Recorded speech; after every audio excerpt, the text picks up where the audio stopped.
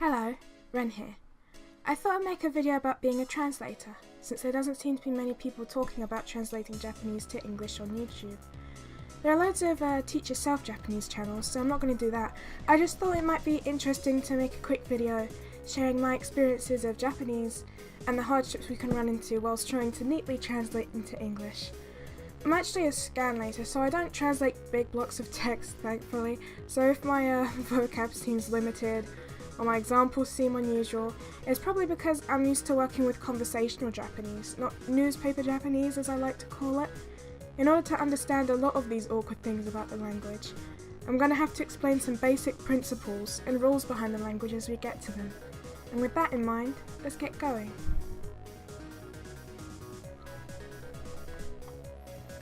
So there are three sets of characters, or alphabety things, in Japanese. They are hiragana, katakana, and kanji. Katakana is used for foreign words that Japan has borrowed in order to use for themselves. Kinda like how the French word for parking is parking. If English had a word for something that the Japanese didn't, instead of making up a new Japanese word, they would borrow the English word and Japanify it so it was easier to say. For example, Japan uses the English word for coffee, but it's pronounced kohi. This is ko, then hi in katakana. Hiragana is used for simpler Japanese words and grammatical stuff. Sticking with the drink theme, this is cha, spelled in hiragana.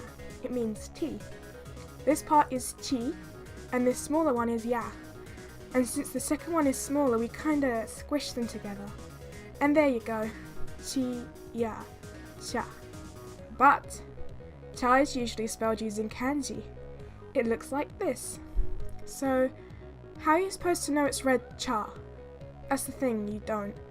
This whole big boy is read as cha right now, but in other contexts it can be read as sa.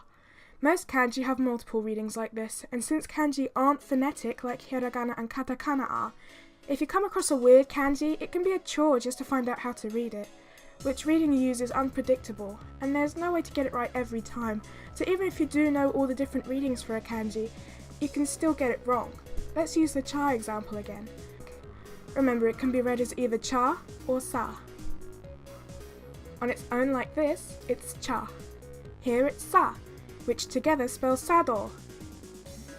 Sa in sahenji, cha in chakai, sa in saka, sa en, sa wakai, cha jin, sa bo, cha en. Sorry for that tangent on how annoying kanji can be, but it's important to understand how annoying a fundamental part of the language is for non-native speakers trying to translate. It's also helpful to know the writing system bits and bobs in order to properly understand some of my points to come. But yeah, that introduction-y bit is more of a general annoyance rather than the more specific things to just Japanese. I'm going to cover those right now. There's often puns to do with kanji, and even plot points, which can make it pretty annoying for translators to have to constantly remind readers of the kanji joke. For example, I read a manga a few years ago where two best friends would joke to each other because their names used the same kanji, just pronounced differently. And usually one-off things are fine, but this poor translator had to put a note every time there was a callback to it saying, hey, this is a reference to their names again, since it was far from obvious when the joke was implied in the English translation.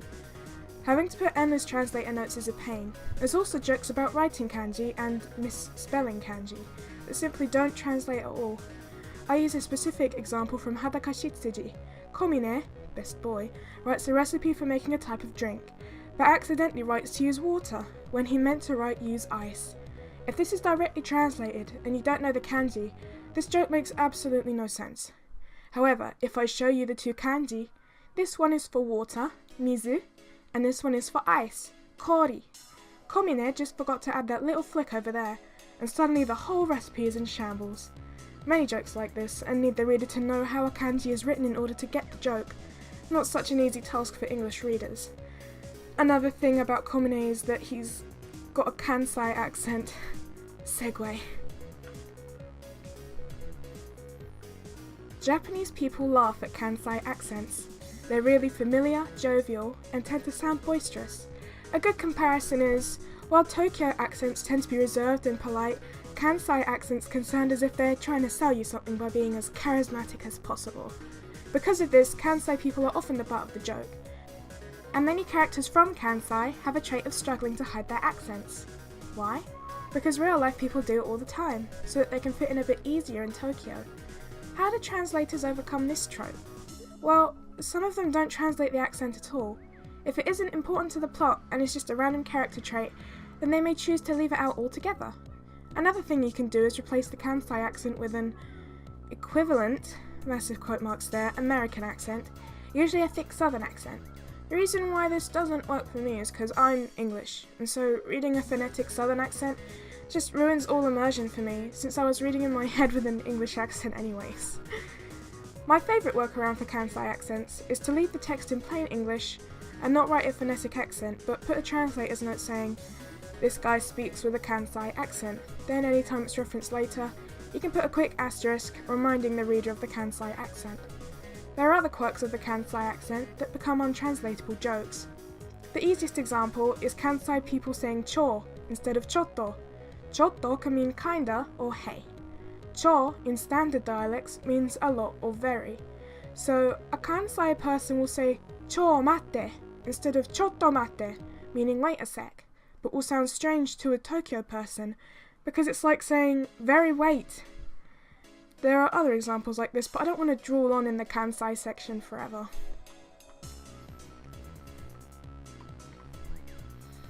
Another thing that can be difficult to translate is the different ways in Japanese of saying I. There are 4 ways of referring to yourself, each of them with different levels of masculinity. From most to least masculine, they're ranked like this: ore, boku, watashi, atashi. Now, usually it doesn't affect the story and is just a way of establishing personalities. Mangaka will decide which pronouns the characters use in accordance to their traits. But when it becomes a plot point, it can be weird to explain. A good example is Ayu from Canon, who refers to herself as boku, which is weird for a girl to do. Boku and ore are reserved for males only. So when the conversation comes up about asking her why she uses male pronouns, it's awkward to subtitle since the joke doesn't translate to English, and explaining a joke will always take the wind out of its sails. When Yuichi tricks Ayu into using ore instead of boku, making her sound super masculine, it's impossible for non-Japanese people to understand why it's so funny for Yuichi to hear her saying ore, tsukimi wa Ayu, and the laughing fit Yuichi has in response just doesn't land if you don't understand the concept. And of course, the entire thing had to be dropped for the dubbed version of Canon, since it doesn't make sense at all in translation without the help of translators' notes. Unlike the West, Japan's language is influenced by the social hierarchy, which is, simply put, respect your elders. You have to change the way you address people, and even how you conjugate words depending on whether your conversation partner is a stranger, a friend, or a customer, and whether they are older or younger than you are. Honorifics are words placed at the end of a name to establish familiarity. Here are common ones ranked from most familiar to least familiar. No honorific, chan, kun, san, sama. Usually this doesn't matter when translating, but sometimes characters use honorifics to subvert the social hierarchy, or can use over-familiarity with honorifics to create unsettling atmospheres. A good example is Hunter x Hunter. Hisoka, the villain with paedophilic tendencies towards the protagonist Gon, often asserts his dominance and familiarity with Gon by referring to him as Gon-chan instead of Gon-kun. So what's the difference? Let's have a look. Gon-kun would be the normal way of referring to someone you know who is younger than you, and would be most appropriate. Hisoka calling Gon Gon-chan is over-familiar since they aren't close to each other, and chan is like giving someone an endearing pet name, which is pretty normal for adults to do with children, but Hisoka's weird fascination with Gon kinda elevates the chan to an almost romantic chan, making their relationship even more uncomfortable.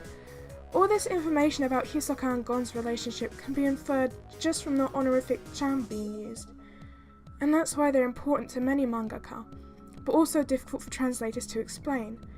The atmosphere that is created when Hisoka says Gon-chan cannot be explained by a simple translator's note. There are more I could think of, but they seemed kinda long-winded and boring to explain, and talking about language lingo for too long can start to sound like weird gibberish, so I didn't want to drag this one out too long. Hopefully this information can help you be a bit more sympathetic to translators. and understanding why some translators make strange decisions, like changing the script and writing paragraphs of translators' notes. If you're thinking about picking up Japanese, I'd recommend it since it's a pretty fun language to learn, and it changes your way of thinking. If I made any stupid mistakes, please forgive me since I'm not actually fluent, just competent. And with that in mind, thanks for making it this far, and have a nice day.